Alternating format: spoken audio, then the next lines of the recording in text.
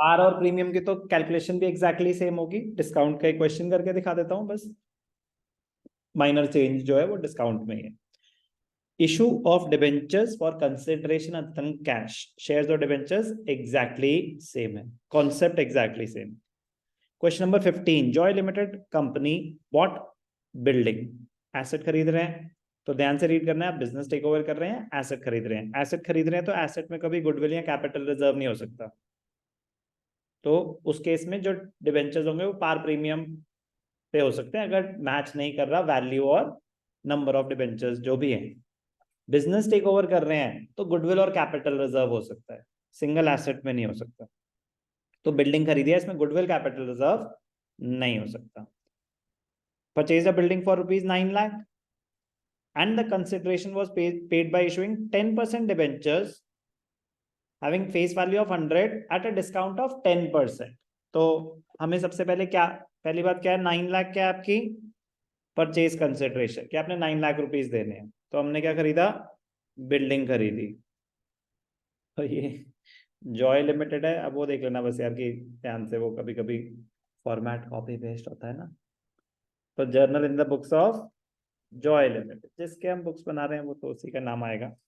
तो हमने क्या खरीदी, बिल्डिंग, तो बिल्डिंग अकाउंट डेबिटेड, किससे खरीदी, कुछ मेंशन नहीं है, तो वेंडर आ जाएगा, कितने की, 9 लाख रुपीस। अब मैंने कितने रुपए देने हैं, 9 लाख रुपीस। तो आपको बस वर्किंग नोट बनाना आना चाहिए। वर्किंग नोट में क्या आएगा, number of debentures, number of debentures, कि हम कितने डिबेंचर्स दे रहे हैं।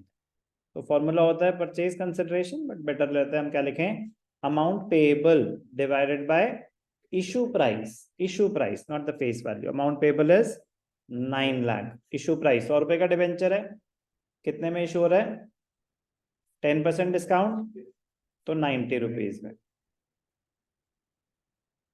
तो 9 1 9, तो 10,000 डिबेंचर्स, कितने डिबेंचर्स हैं, 10,000 डिबेंचर्स। तो एंट्री हो जाएगी, debentures issued at a discount redeemable at par. तो इसमें भी वो केस आ सकता है कि the debentures which were issued were redeemable at premium, तो उसके लिए एडिशनल प्रोविजनिंग। इसमें रिडीमेबल एट पार ही है, तो discount on issue debited to, कौन से डिबेंचर्स हैं, 10% डिबेंचर्स। तो 10% डिबेंचर्स मतलब 10,000 डिबेंचर्स हैं 10 लाख के, उन पे डिस्काउंट कितना है, 1 लाख, वेंडर को 9 लाख रुपीस देने थे, दे दिए। Anything new, nothing new.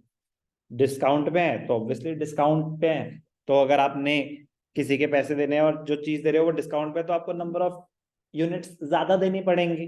Premium पे है तो कम देनी पड़ेंगी। Question number 15,